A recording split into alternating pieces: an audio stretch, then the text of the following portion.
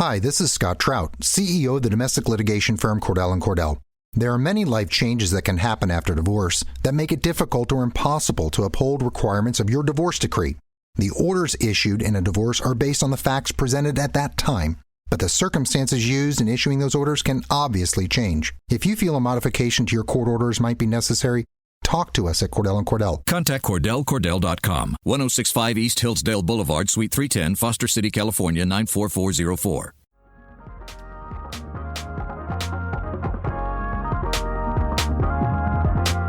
Welcome. You are listening to the Class of Hope and Change, classofhc.com, Twitter at classofhc, Instagram at classofhc, space for ideas, music, culture, and good vibes. Let's go to work.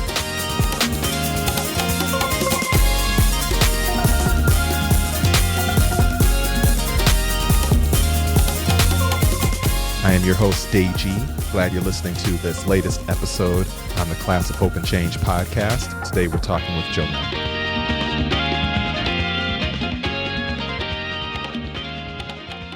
Welcome, ladies and gentlemen. I'd like to thank everybody for taking the opportunity to listen to yet another conversation in the Class of Hope and Change podcast. This conversation is especially, I don't even know what to call it right now, but it's global, ladies and gentlemen, right now. We are overseas in time zones and planets. I'm feeling like the Neptunes right now. It's just all types of satellites being utilized in this moment. We are speaking with Jonel. Jonel, say hello to everybody. Hello. Hey. And this gets I don't know if it's the Guinness record, but I'll use the Class of HC record, which hopefully will be as significant for the longest distance between individuals that are speaking. Jonel is speaking with us. Nice. Actually, in fact, Jonel, tell us where you are joining this conversation from. Okay, I'm from the future. From the future, exactly. Jonel is you all in 10 years, exactly. Actually, right now I'm in Morioka, Japan. And where? And for people who do not know, actually, we're all going to get out our Google Maps. I enjoy doing this when people mention stuff overseas. First of all, spell Morioka because, spelling. Okay, Morioka, Morioka. It sounds like ice cream, actually. Morioka. Ice cream? Is it ice cream? Why does it feel like? No. Oh, say it again. Morioka. OKA. In Japan. So, ladies and gentlemen, this young woman is coming to us from, we did the math, or she did the math for me because it's early here and I refuse to, 13 hours ahead. Yes. 13 hours ahead, which is the kind of dedication that only you're going to get on the Class of HC with the young people that we talk to. And so, tell a neighbor, tell a friend, classofhc.com. Now, Morioka, Japan is located where on the island, as we all sort of Google map it out. I'm looking and I see a lot of water around you, so it looks like you're towards the top of the island. Is that correct? Yeah, I'm more north. So I'm about 2.5 hours north of Tokyo by train. Okay. And how did you find yourself in Morioka, Japan? During my senior year of college, I studied abroad here for 4 months, and I loved it. I loved it so much. Okay. And while I was here, I did a homestay. I did kind of like an internship where I taught English at a school. I was an assistant. Okay. And I really loved it. And after, I learned about an opportunity where I can come back and do it full time. Right. And so so this happened while you were a senior in college. And did you just one day, did it happen one day where you were like, you know what, I'm out? And I'm out to Japan? Most people just get in the car and they go to, I don't know, maybe California, or I guess coming back, if you're on the West Coast, maybe coming East Coast is like the big deal. Jump in your car and drive across the country, and you hopped 13 time zones. So was that something that built over time, or was it something that you felt like, one morning you were like, hey man, you only get, one shot at life kind of thing? Well, I've always wanted to visit Japan, which I did when I was in high school. Okay. And when I was in college, I studied Japanese. And I was like, maybe I should study abroad, but I'm not sure. It's so far away. Right. Maybe I can just learn the language and then be content with that. Yep. But then I figured that would be such a waste. Right. And so I was looking at programs that my school had, and my school only has year-long study abroad programs. Okay. which I was really, really nervous about. And then my teacher mentioned to me one day, she said, hey, I know you're like nervous about going to Japan, but I think you should go. There's a shorter program available to you. Okay. And that's when I said, you know what, just do it. Just do it. Absolutely. And it's that kind of spirit, which is why I had to have Janelle on the program, because this kind of thing, I just feel like people need to know that someone did this, and it needs to be recorded for documentary purposes.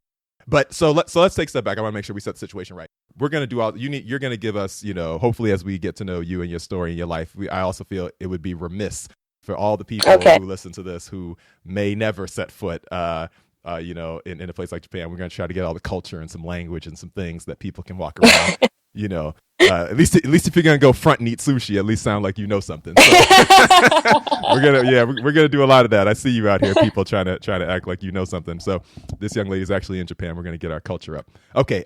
So what's our greeting? What would be a way to properly sort of begin a conversation in terms of give us like a little Japanese? Is there a phrase, a little word, something we can kick it off with the right type of energy? Okay, so when you first meet a person, you say hajime mashite. Hajime mashite. Oh, close. Hajime mashite. Hajime mashite. Okay, and what does that mean? It means nice to meet you. Outstanding. There we go. So we start hajime mashite. Okay, everybody get that up. Okay. So now, and then after that you say your names. Yeah. So I would say, "Hi, watashi no namae wa Joneru to moshimasu." Which is my name. Now you're showing out. Listen, this is what I'm telling you, people. Sushi's not enough. Step your game up. We're doing more in the class of HC. You are not getting enough credit for just having Hello Kitty. This is not what we're doing right now. Okay, now slow it down. Now let's go back to, again, I'm on Dora the Explorer level. We just found one clue. Okay. You can't be just jumping to the end of the show. So, okay, hajime mashite. Hajime mashite. Hajime mashite. Okay, and then what did you say after all that? Okay, I said it really like the long version, but I can give it to you short. Yeah, dumb it down. Okay, you just say your name, so Joneru, and then I say des. Des. Okay, so I could say Deiji des. Yes. And that means my name is. Yes. Got it. Okay. That's the shortest way. Yeah, we'll save the other stuff, ladies and gentlemen. You might have to go see Jonelle. There are some paid lessons involved, again, at classofhc.com. Yes, please. I have a PayPal account. Exactly, absolutely. Everything else you pay for. We're just teasing here. We're just showing you some of the qualities out here. Everything else gets charged. So I'll start with 3 questions. You kind of set it up a little bit, but I wanted to at least set the energy properly. So one of the way I always like to start these interviews is by setting it up with, where are you from? Where are you currently? And we talked about where you are currently. So I'll just say, where are you from? And how do you spend your days in Moriyaka, Japan? Okay, so I'm from Brooklyn, New York, Crown Heights. Brooklyn, shout out. Even in Japan, Brooklyn is still in the house, ladies and gentlemen. This is also why this needed to be documented.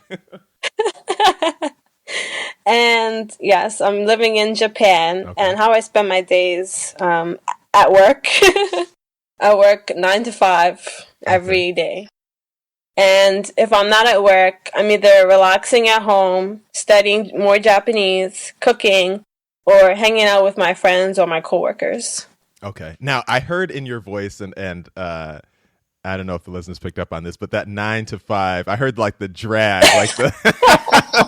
like the not only did I do 9 to 5 yesterday, but they want me to come back tomorrow for some reason. And apparently, from what I understand, I hear there's something on Monday happening.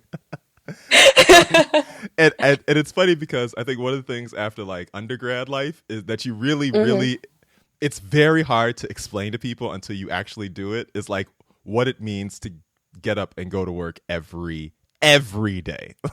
Oh my goodness. Oh my goodness. Talk for a second about it, because I heard it in your voice, and it's interesting because I know there's somebody who's like, they're listening to this on their way to, whatever, they're stuck in the commute, they're on the train, and they in their head, like Japan or whatever maybe or some other country would be like this magical, wonderful place of berries and fruit or something. But here you are saying that kind of 9 to 5.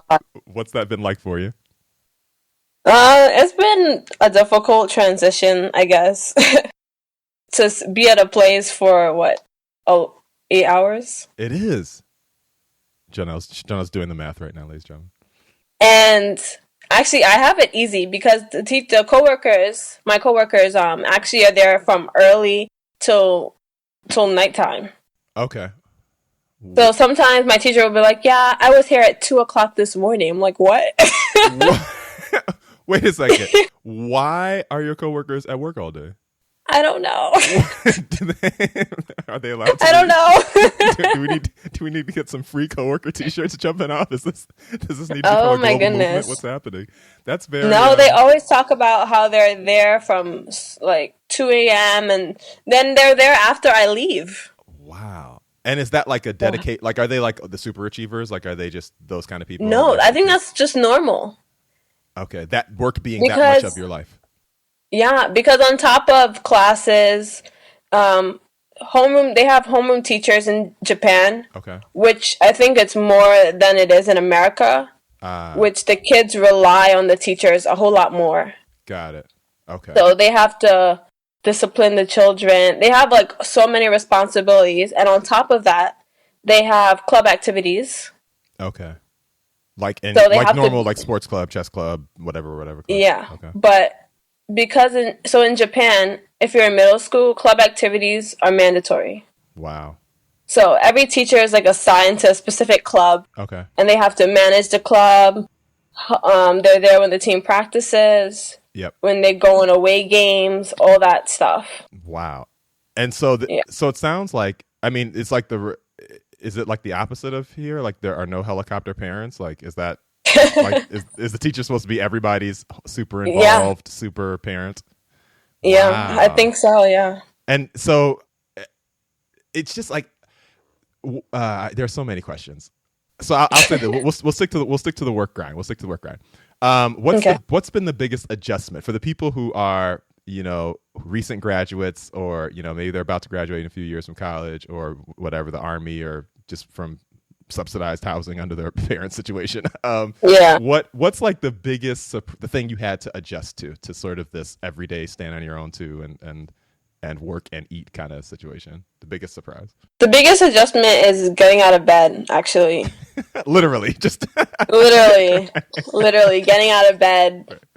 Because your alarm goes off, you're like, oh man, do I really have to go to work right now? Right. And it's a very different question than like, do I have to go to class or do I have to go to the gym? Yeah, you can skip. Right, exactly. You can, and no one really, there's no food being taken off your plate. No one's going to come with eviction notices. Exactly. Yeah, just getting out of bed, not trying to push the snooze button too many times. Yeah. And now I have to like make my own lunch in the morning. Right. That's right. No cafeteria life. It really, you know, it's. I tell the people that I was having a conversation with some folks who I used to teach who are about to finish up their undergrad career, and I was just like, there's nothing like it. I know, I miss it. Yeah, you really don't. I mean, in the moment you're like class and, you know, whatever, but. You know, my relationship with Sally Mae is extended far beyond the marriage I thought it was going to be, but either way, undergrad is still it's a beautiful time, and if you are in that space in your life, you know, milk that and enjoy that world because rent is real. Let me. One of my favorite questions at the beginning of every interview is what I call the superlative question. I feel like this really has been a question that sort of helps to give the listeners a sense of who we're talking to. And so I use the most likely to framework from yearbooks and ask people to describe their life in this moment using that phrase. So if you had to describe your life in a sentence that began with most likely to, what would you say? Jonelle is most likely to what? That's a good question. I feel like I'm most likely to do things that are random. For example, just picking up and moving to a different country as one. I feel like it's kind of random. Right.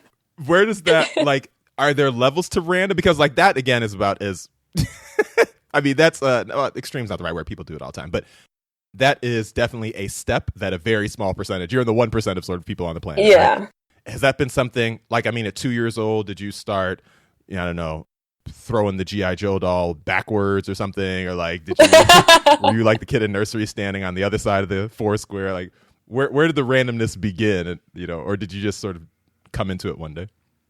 I feel like life is short, you know, people say it all the time, but life is really short, and certain opportunities you just can't get when you're older. Yeah. So I feel like if an opportunity presents itself to me, that I have to do it. Yeah.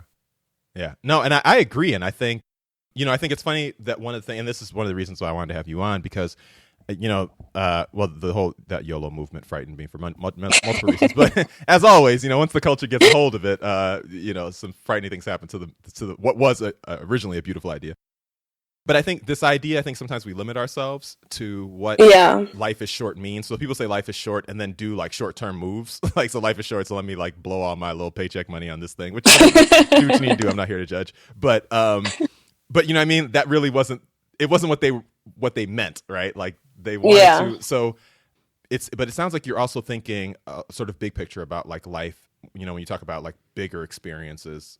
Yeah. Where'd that come from? Because in some ways, there's a lot of random you could have done. Mm-hmm. That's true. How did you get to the space where this was it? Just don't be afraid to try new things. Okay. Is what I'm getting at. Because I almost never came to Japan because I was afraid. Wow. Of just being here for 4 months. Like I wouldn't have.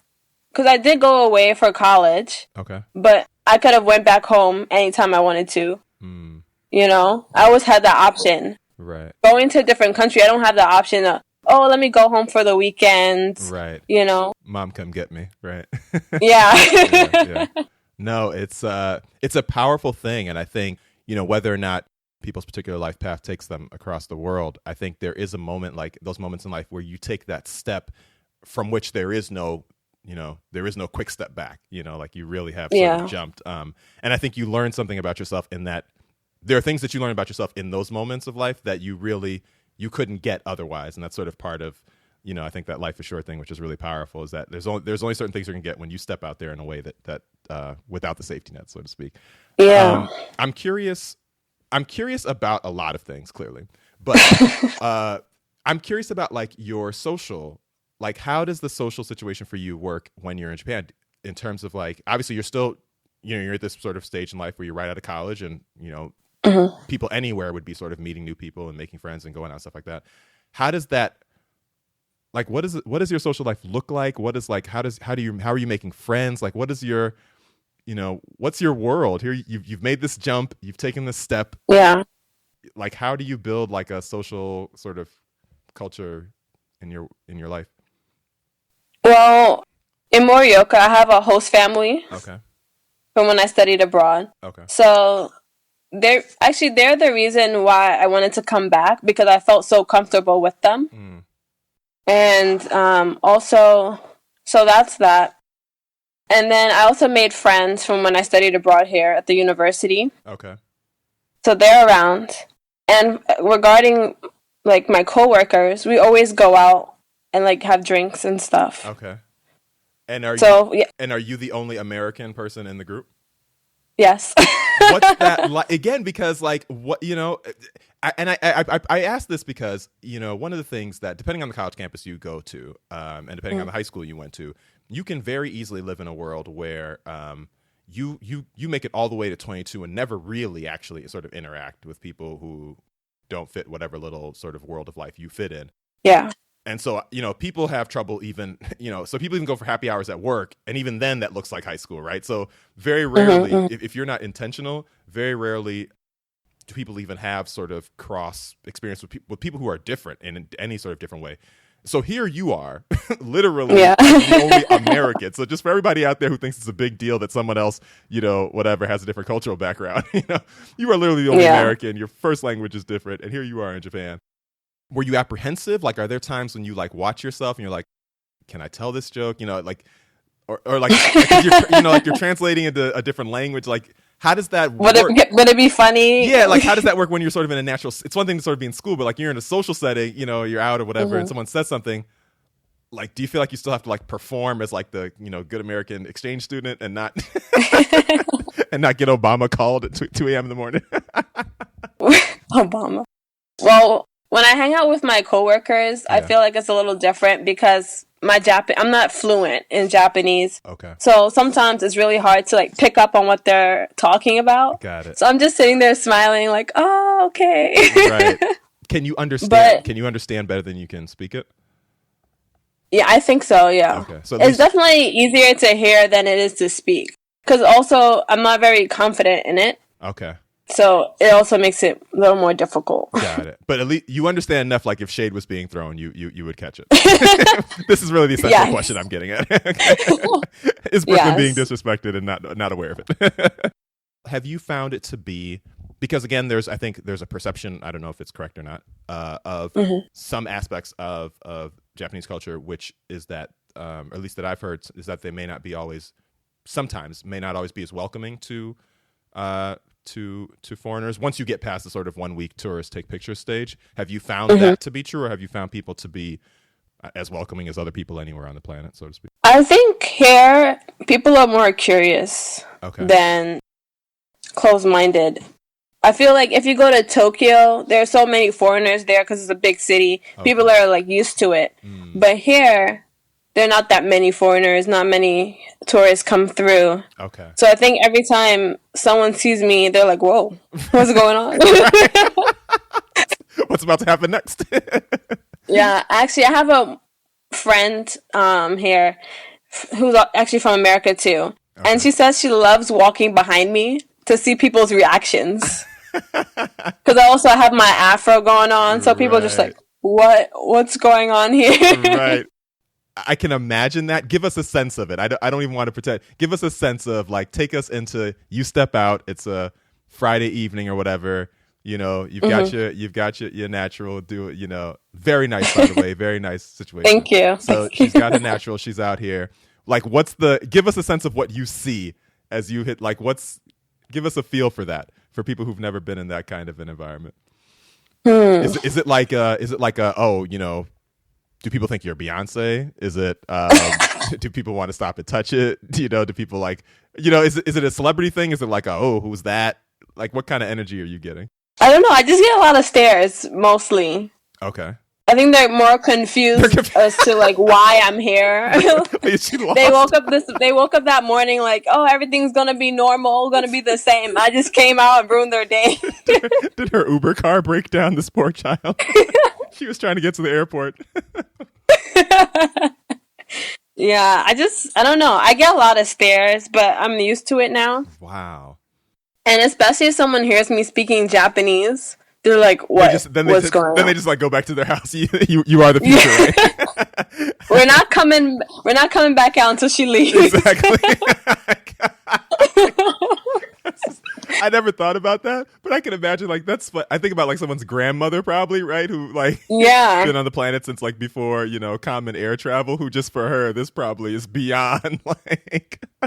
Yeah, and then sometimes I like run around my neighborhood. So I'm just in my mode running. And by running, you mean like jogging for exercising? Yeah. Okay, just to be clear, we're not listen, we're in a moment right now. We're in a moment in America, so we always have to qualify when our people are running. Yes, it's okay. I'm jogging. She's legally authorized to run, ladies and gentlemen. It's okay. We do that. It's okay.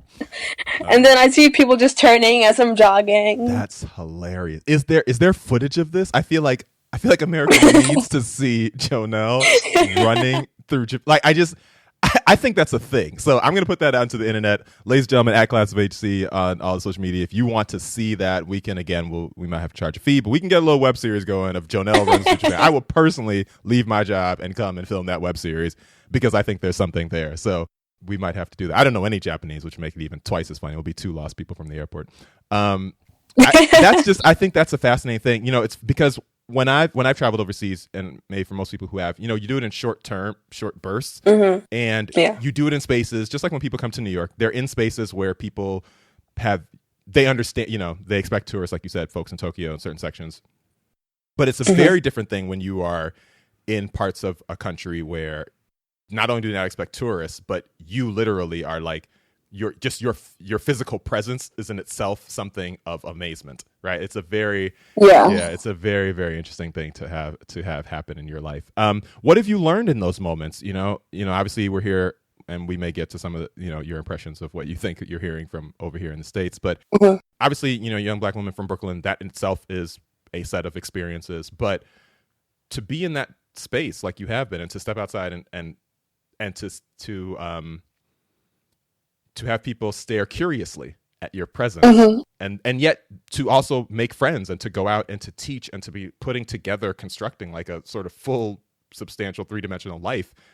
Like, what have you learned about who you are and like your identity? I'm fascinated what things that have occurred to you in this moment. What have I learned? Well, or observed or seen. So my job here is to assist teaching English. Okay. And I feel like my presence brings curiosity to the language, which makes the kids want to learn more. Got it.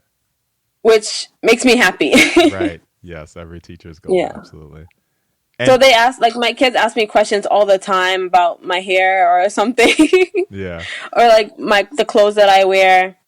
And sometimes they write me letters, whether it's like correct English or not. Sometimes in Japanese, but I feel like because of my presence, they're more curious about English. Okay. About learning. And the kids in general, I think in general kids, and it sounds like you're saying this to be true, kids always are, I don't know what the right word is, but the kids are always the good ones on it. Like they lead with curiosity, and love may be too strong of a word, but they lead with positive sort of vibe in terms of the energy.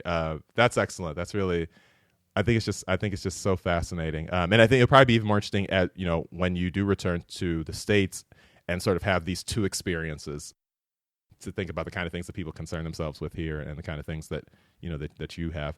I'm curious. I want to take a step back. One of the things that I like to get a sense of in this moment as we're telling our story and really trying to document really and talk about like what happened among this generation over these past few years. So you're in Japan, you're teaching, you are maximizing this life opportunity, and you are educating people on the beauty of coconut oil, I'm sure, and other things. Everyone needs to know, ladies and gentlemen, from what I hear, it's magical. How did you get here? Like, if we would have met you 7-8 years ago, would this have been, would we have seen a young woman who clearly is about to go, would we have seen this adventure? Would we have seen this kind of approach to life? Or would we have met, who would we have met 7-8 years ago? That's a good question. I don't think you would have met the same person 7 or 8 years ago. Back then, I never really thought about the future so much. And I definitely never imagined living here. I always thought it was a great idea. Right. But not something I can actually make come true. And I don't know, I feel like 7 or 8 years ago, I was a very limited person. I only saw like what other people did and I said, okay, I can potentially do that. But I never saw beyond that. If that makes sense. Yeah. No, I know exactly what you mean. And I want to stay with that for a second, because that's a very interesting statement. Because again, you grew up in New York, right? So growing up in New York, there are people in the parts of the country who would see New York the way that I'm sort of talking about going overseas, right? Or that other people do. And so to hear you say that, even in the context of New York and from what much of the world gets in terms of the brochure, this, again, magical other place with all these things happening, for you to say it sounded like that, there were at least some short-term limits on kind of your vision for what was possible. Right. What did it take? What did it take to transition from that then? What was it? Was it something within you that just wanted to sort of, peek over the other side of the fence, or like how did you begin to expand your sense of what was possible? I think my sister really helped me do that a lot. Okay. Because I was really interested in Japanese and the culture and the anime. And she's like, why don't you just learn the language? At this time, I was like watching anime for, I don't know, 5 hours a day. that sounds like the daily intake. But literally, maybe even more. Wow. And I was using subtitles to watch, and she's like, why don't you just learn the language so you can understand it without having to read the subtitles? That makes more sense to me. So she's the one who really pushed me, and she got me into language classes, which is something I never thought I could do. Learn Japanese. was strange to me. Yeah. But yeah, she really pushed me into doing what I actually wanted to do, but was afraid to. Wow. And it built up over, and I'm imagining the confidence built up over time. Now, how does that work socially, right? So you're in Brooklyn. Brooklyn has a certain move, a certain energy, and you're here. Although I'm sure there's a large contingent of folks who watch anime everywhere. But so you're taking these classes, and you're starting to think about potentially traveling overseas. How does this? Are you finding peers that you're meeting when you're at this age group who are like, yeah, that's dope, let's go do that, or let's do that, or are you finding yourself sort of having to strike out, climb the mountain alone? Like, where, in terms of the support from when this idea first came to you? Well, out of my friend group, I was the only one learning Japanese. My other friends were learning Chinese, so we had like that kind of Asian influence. Got it. In us. Okay. But we couldn't really communicate with each other, which is what I kind of wanted. I wanted someone to learn the language with me, so we can be like, hey, talk to each other, Right. I don't know. Not exactly. Throughout the day and stuff. But it wasn't until I got to college where I found people that were also interested in the same things I was interested in. Yeah. Yeah.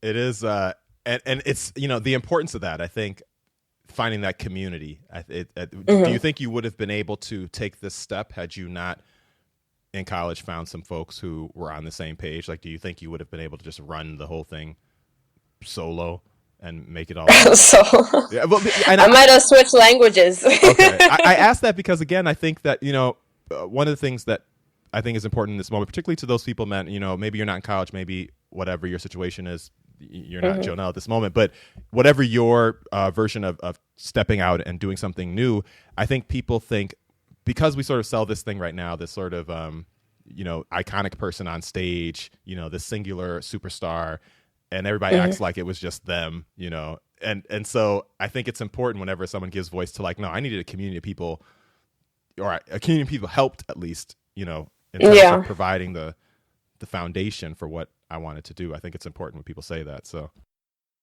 I agree.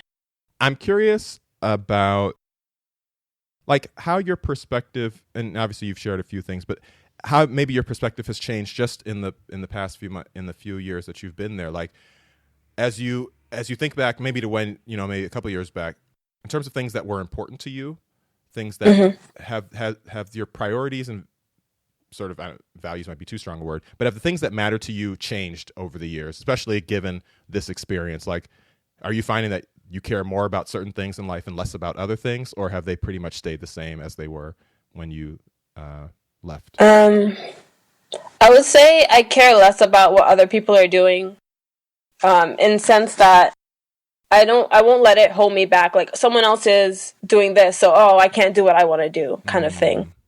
I think I care less about that now than I used to. Yeah. I felt like I always wanted to be a part of a group and fit in and, just do what everyone else is doing. Right. Even if it might not have been what I wanted, Yeah. And now that I've gotten older, I see that that's less important to me. Yeah. Yeah. Yeah. It's an incredible statement. I think that changes, it's when you get to that place, I think it changes. That statement is what then allows, like, a whole lot of other things to happen. Like, once you can get to that point where you're just saying, okay, what's my path? What am I feel like is, I need to produce in life? This is great. One of the things that actually, so let's take a step back. I want to get some cultural stuff.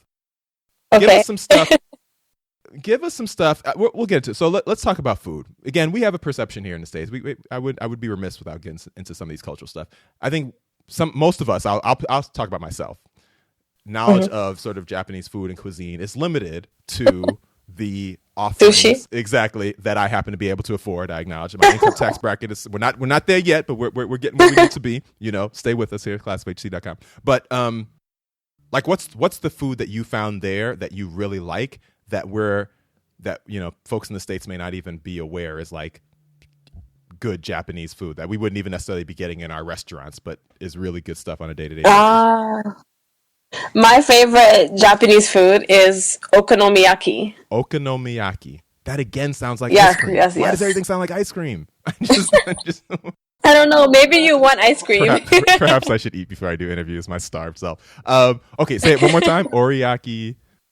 What's the name? Okonomiyaki. Okonomiyaki. Okay, and what is that? Okay, so they call it like a Japanese pancake pizza thing. And it's pretty much like a pancake, and you could put anything in it. Okay. And it's just so good. Yeah. And do you get that at like street vendors and sort of corner stores, or do you have to like go to like formal sit down restaurants? You can get that at a street vendor. My host mom used to make it for me. Okay. In Hiroshima, there's actually a whole a building of stores that are just okonomiyaki stores. Wow. Okay. And it's like a do it yourself thing? Is this like a make your own burger type of situation? You can put whatever you want into it, but the restaurant cooks it for you. Got it. Okay, so that's the win. If you and is that in Tokyo? For those who may have the opportunity to travel to Tokyo, they have a lot of those type of restaurants there. Yeah, it's everywhere. It's everywhere. Okay, and music. Like, what's if we were to, and we might do the filming. So if we were to be filming behind you on the Jamel Runs Japan web series, okay. Like what's in the streets? Like what are people playing? Like because I know that there's a segment of especially young, particularly urban sort of Japanese culture, definitely in Tokyo, that's has a strong affinity for hip hop and always has sort of since the beginning of the culture. Is that? But obviously there's other types of music. What do the kids listen to? Like what's rocking in Japan right now? Well, there's obviously J-pop. Okay. Japanese music. And describe that for folks who have not ever heard that phrase before. What is J-pop?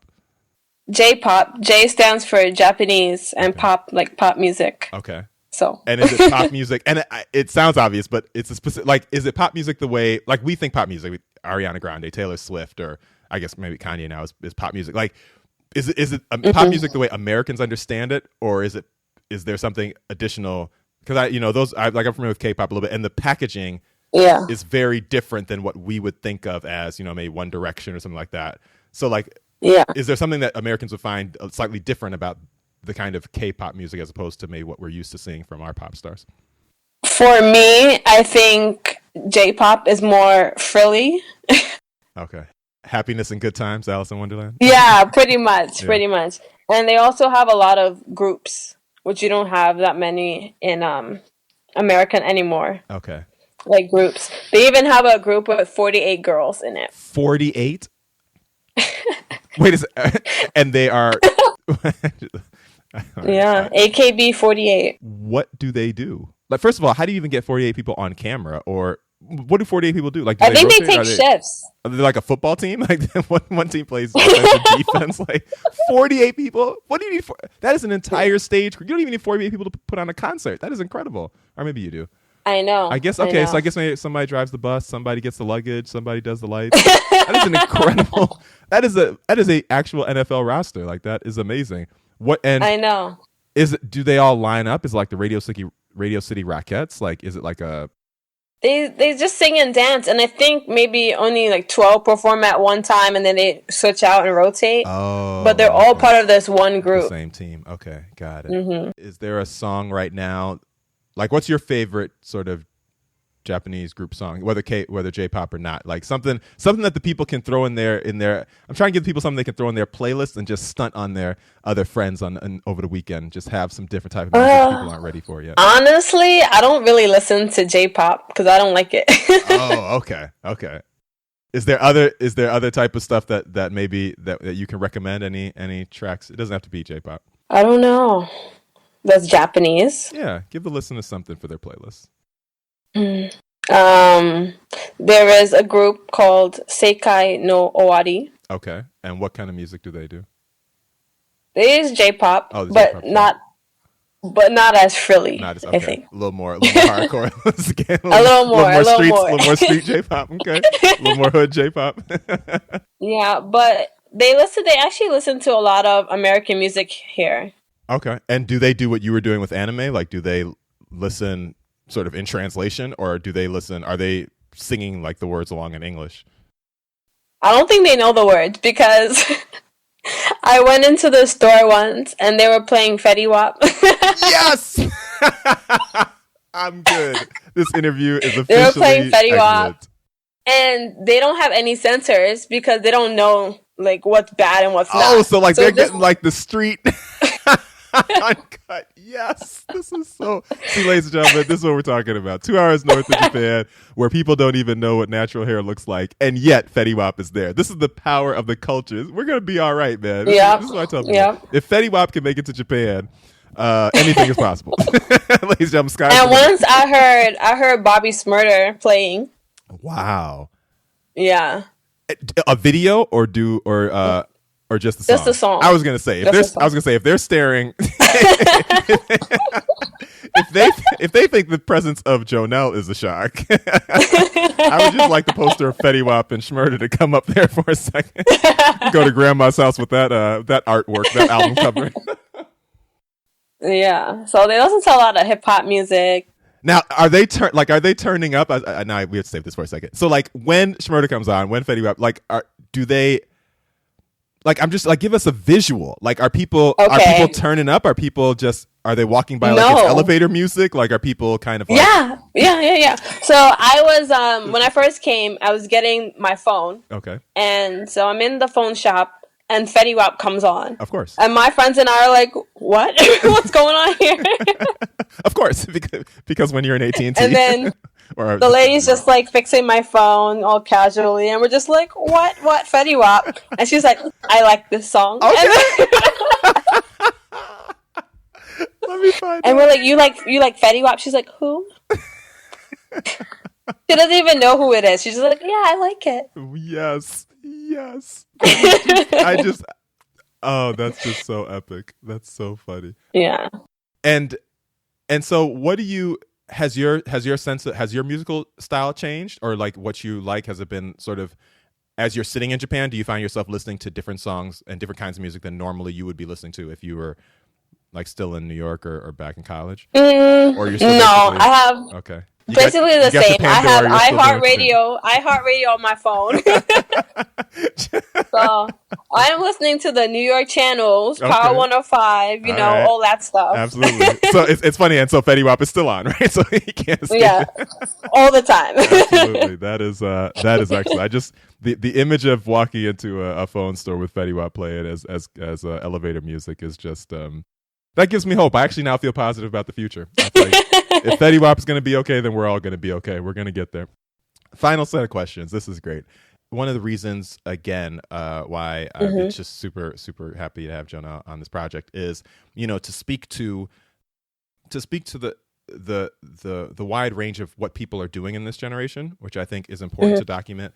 The wide range of skills and talents and ideas and dreams and just goals and like just stuff that people are into. I think it's critically important that just like you've presented your physical body in Japan and then create a whole sort of world distorting view for people who live there. I think it's very important within the context of our own culture to do that as well. Like there are people who live in the States who the idea of you doing what you're doing is in itself as strange as it is to the grandmother. And so it's very important to have that documented. Yeah. So given all that you've experienced and the things that you've had an opportunity to see, there's so many different ways to ask this. We'll do the simple one first. When you look back now at home, through whatever news and social media and things that you're seeing, like what does it look like from Japan? Like what do you think when you think of back home and kind of what the state of things are? It's scary. It makes me think I don't want to come back. Wow. It really does. What do you mean by that? I'm scared of Trump. I really am. What have you? I think you guys have been getting the full. You're seeing your social media feed. Yeah, I see it all the time on Facebook. Yeah, and even my teachers are aware. My teacher came up to me the other day and was like, "Do you like Trump? He's a bad person." Wow. Again, ladies and gentlemen, this is important to know because it's like you think that we're in a bubble, but no, Trump and Fetty Wap together have made it to Japan. I don't know what we're doing. Yeah, it's scary. Do you think that? Again, because you're part of this generation that people are doing though what you're doing in all different countries. They're traveling. Your generation is among the best traveled, and even those who have not necessarily physically traveled is much more aware of. Like you said, you were watching anime in Brooklyn as a young person. So which has not been true in human history in terms of all that kind of cultural interchange. So your generation is much more aware of the global cultures. As you think about your friends and the people you're out with in the, when you go out and your coworkers, and you think about the students who seem to at least be receptive to learning English from someone who looks like you, right? And there's willing to engage. And then you think about kind of some of the stuff you're hearing. Are you hopeful? Do you feel like, well, okay, maybe that's crazy, but all these people I know, it's a little better, we got it kind of thing? Or I'm just curious how you process the two differences. Well, I'm hoping that the people who are like more globally aware and more conscientious outweigh the people that are supporting Trump, I guess. Yeah. It's really scary to see that there are people out there that aren't as open-minded as the world has presented itself in recent years. But I'm hoping that the others definitely outweigh them. Yeah, no, I think it's gonna be very interesting. I think it's an open question, to see. I remain hopeful. I spend enough time with young people to be hopeful, but it is definitely it's. I think people forget the power of the culture, and we export everything. Everything in America makes it everywhere. So, both good and bad. As you think about New York, and as you think about the person you were, as you mentioned, back a few years ago when you were at that moment of being afraid, I just want to give an opportunity in the moment, to that young person who may be listening. Like I said, they may be at a different moment in their life, may still be young, may still be maybe a little less young, but someone who's sitting in a moment where they wanted to do something. They were concerned about what other people thought. They're concerned about what people are going to say. They're concerned about whether or not they're going to fail. They're concerned about whether or not, they're concerned about their own fears. And they're sitting here listening to you from the future, aka, do you have what would you say to that person, man? Having now in one way of your life taken a step, what would you say, to that person who's they don't know whether or not they should jump? And I would say just live your life, and if those people that are around you aren't supportive of your dreams and your ideas, then you don't need to be around them, because the world is so much bigger than that. And there are so many other people that will be receptive to you and support you. And I think when you're younger, you think of the people around you just being, that's it. And when you get older, you realize you can make new friends. You can start a new life, quote unquote. And you can find a community that fits you. Yeah. And I think younger people just don't see that right now. But eventually they will. Yeah. That's excellent. I don't even want to. I have lived long enough to know when to be quiet and let some stuff rock. So we're gonna end on that note. Thank you, Jonelle, so much for your time. I told Jonelle offline before we started that I've known Jonelle for a number of years, and this just for me, this is incredible, and I'm feeling just tremendous pride, and I'm sure that her family and everybody who will come to see and to hear this is just super, super proud. So shout out to Brooklyn one more time, even in Japan, Crown Heights. So you guys know what time that is. Thank you, Jonelle, for joining us. Thank you for having your program. Thank you for these words. Thank you for running through the streets of Japan on behalf of the culture. We see you, ladies and gentlemen. If you want to support at Class of HC, continue to support that. We'll get the web series going. Jonelle Runs Japan. We can make this happen, internets. Let's do it. Thank you, Jonelle, again, and we look forward to seeing what more you have from the future. Thank you.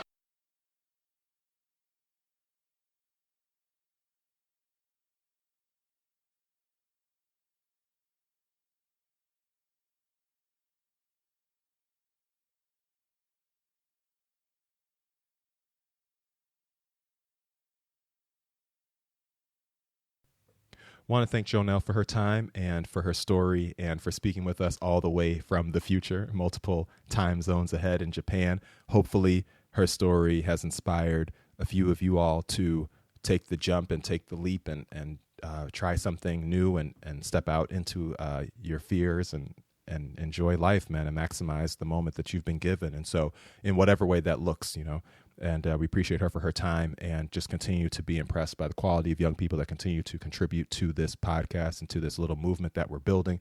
Tell a neighbor, tell a friend. There's excellence out here. We continue to bear witness to it. classofhc.com for new episodes and conversations and think pieces and music reviews and all sorts of good things to help your day go the way it needs to go, ladies and gentlemen. We're also on SoundCloud, soundcloud.com/classofhc. We're on iTunes, Class of Hope and Change, Twitter and Instagram, Facebook @classofhc is the handle. We are everywhere you need to be. Tell a neighbor, tell a friend. Be well and be safe, family.